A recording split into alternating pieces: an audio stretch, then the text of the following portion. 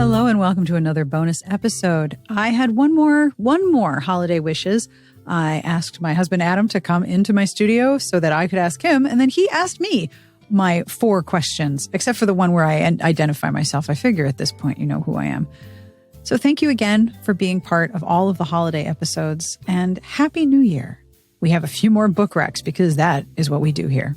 Thanks for being part of the podcast Patreon. If you would please introduce yourself and tell the people who will be listening who you are and where you are. Well, I'm Adam. I'm Mr. Smart Bitches, I suppose. How have we never gotten that on a t-shirt? Mr. Bitch. They call me Mr. Bitch. Okay. And I am in Sarah's office where she records. So it's going to get really warm in here in a minute because we shut the door. And it's sunny. So yeah, this is probably the first time you've had an actual guest recording in this room other than times when other family members have been here before. Yeah, I think you're my only in-person guest in my studio. Max has been on, but yeah, I just record with family. Right. Okay. So first question. Yes. What is a book in 2023 that you really, really liked and want to recommend? You know, it's funny because I'm not normally a science fiction person. I'm much more of a fantasy person. Specifically urban fantasy, magic in cities. But the books that I like really stood out to me this year are actually science fiction.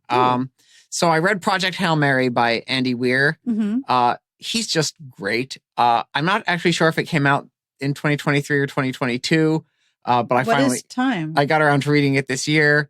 It's really, really good. Like, I loved The Martian. His second book, Artemis, was pretty good, but not as good. But this one was really, really good. Probably the most realistic description of if there were aliens, what would they be like? Ooh. That, I think that I've ever read. Cool. And then the other one would be, I read the first book in the Jim Hines Space Janitors series. Oh, right. Years ago. Yeah, I got it for you. Probably. And I had forgotten about it, and I read the other 2 books in the series this year. Also really, really good because they're funny. I think I need, if I'm reading space, I need it to be funny. Funny space. Yeah. Well, in romance, Amanda is often fond of saying that Earth is garbage and space is horny. Mm-hmm. There's a lot of like fucking in space books in the romance world, but if there's comedy in space, that's also good. Right. The portmanteau for that, if you're in publishing and you're listening, that would be space comms. If you need a portmanteau for this isn't that just genre. how people communicate over, when they're in space? That's different. Okay.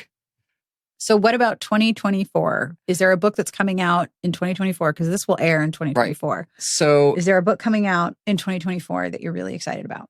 If the next Dresden Files book, 12 Months, actually comes out in 2024, he is allegedly going to have a draft done by the end of the year. If that comes out, then that's the one. That's the one. What about the one by George R.R. Martin about winter? Oh, Winds of Winter? I mean, obviously, if that comes out, I will be excited to read it because, it will mean that it's finally come out. But it's frosty farts. Yeah, but, I'm not. You're not holding your breath? I am not holding my breath.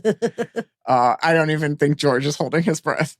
But otherwise, I have on hold for library. I think it just came out already. But Sean McGuire, the October Day book that came out this year, actually has a second companion book, which is the same story from another character's perspective. I don't want to say any more than that for spoiler purposes. But I read the first one, and I think this is going to be really cool because I don't think she's written some novellas from some of the side characters' perspectives, but I think this is the first full-length novel in that world that she's written from one of the other characters' perspectives. Right. So that should be interesting.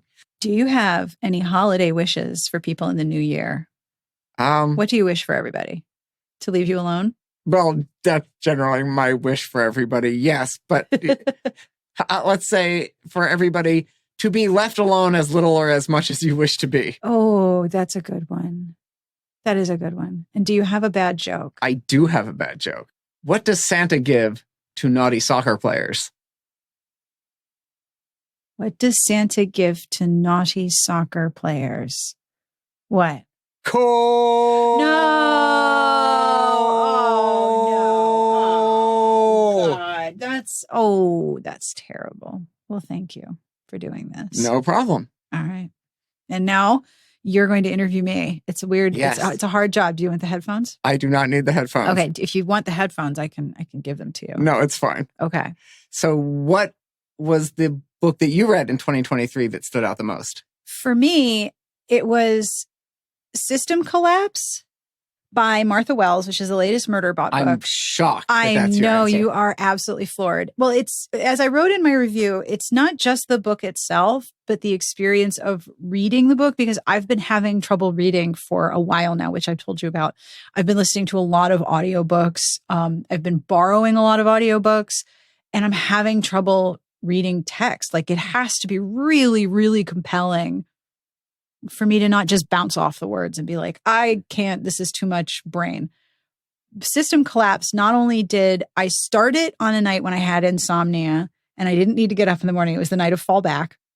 So I not only had an extra hour, but I started reading it, and it was the only thing I could think of doing the next day is continuing reading, which has not happened for me in months. That used to be my default state. Like, I would wake up and think, all right, at some point today, I get to read my book. I haven't thought like that in a while, and it bumps me out. So not only did I like the story and the fact that it was about how the stories we tell other people and the stories we tell ourselves have a lot of power, but also the way you tell a story has a lot of power. And that really resonated for me because I was having this sort of semi-out-of-body experience of, oh my God, I'm reading. And then right after I read it, my hold for the audiobook came through. So I listened to it immediately after I finished it. And Kevin R. Free is a terrific narrator. So I basically read this one book twice in a week, once through text and once through audio. And that experience just really reset my brain and made me very happy. I read a lot of good books this year, but between Martha Wells and Kevin R. Free, that was the one that really made a truly memorable experience for me. All right. And what are you most looking forward to in 24? This is a problem because, like, there are so many books that are coming out that I'm really excited about. I found out that there's going to be a new Penric and Desdemona story in January from Lois McMaster Bujold. When I did an interview with her, she talked about how this is her retirement. Right. Like, she's finally making like decent money self-publishing Penric. And she's basically writing whatever the hell she wants. Like, she writes one story, but it takes place between two prior stories, and then she'll write in the future, and then she'll write in the past, and she has no fucks to give, and I respect it madly. So I'm very excited about the January Penric. I don't know what that is. I also told you that I learned that there's going to be a new Ben Aronovich story in the Peter Grant series, but it's going to be Nightingale in the 20s. And Nightingale is one of my favorite characters. So any chance for Nightingale to have more dialogue, I am in favor of. And also the narration is terrific because Cobna Holdbrook-Smith is a terrific narrator. And I hope they use him for this one because his Nightingale voice is perfect. Well, that'll be interesting because when they did the Reynolds novella that came out over the summer, the narrator was someone else. It was a British person doing an American accent, clearly. And what was the word where we were both like, what, parka?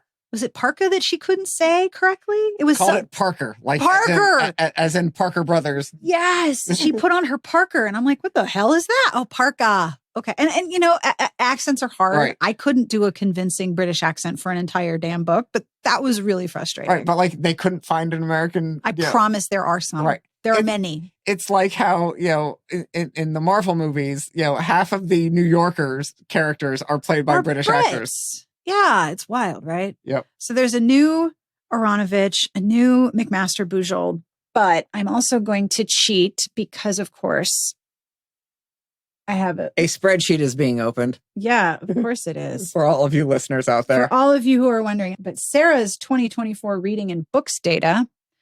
So 2024, let's see. This is my show, so I get to name as many as I want. That's fine. I'll just sit here for a few minutes. You just sit here for a few minutes. All right, so there's a new Veronica Speedwell in March called A Grave Robbery. There is a new book from Dr. Devon Price, who wrote Laziness Does Not Exist and Unmasking Autism. That's called Unlearning Shame. I am all about that. That comes out February 6th. All right, so the other one that I'm excited about comes out in April. It's called Happy Medium by Sarah Adler, which I accidentally started reading, which I liked. It's about a medium who is fake. She's faking being a medium, but then she starts seeing ghosts and she has to convince this dude not to sell a property to break a curse over him. Okay, so those are all of my books. All right. I'll probably have to edit that down. So I guess next is holiday wishes, although you probably have done this a few times. No, I always ask other people, but I don't answer the question myself. My holiday wish for everybody is to have as much time as possible to just be. Just be yourself, be happy, be content, be warm, be in the most optimal state that makes you happy. As much time in that state as you possibly can have in a year. That sounds good. That's not that different than what No. Shut up and leave me alone. Yeah, pretty much. And I guess I'm sure you have like 20 jokes running around in your head. You've heard all my bad jokes. I will tell you my favorite joke from 2023. Okay. And I'm pretty sure I've told it to you several times. I will pretend that I don't know the answer. You have to act surprised. No, you don't. I think my favorite, how about this? My favorite of the bad jokes of this past year. All right. Is the one about what stores do stormtroopers shop at? I don't know. What do know. Stores do stormtroopers? The store next to Target. Duh. I told that in the car when I was giving our younger child and our carpool person a ride home. And our carpool person in the back seat was just like, "Oh God, stop!" And then I told another one, and they're like, "No, really, I'll kill you." Like they were physically pained by how bad the jokes are. And then our child was like, "No, tell them another one. Tell them another one. Do it again." Well, thank you for being part of my bonus episode. Anytime. I'm just in the house most of the time. I know. Kind of nice to have you on the show.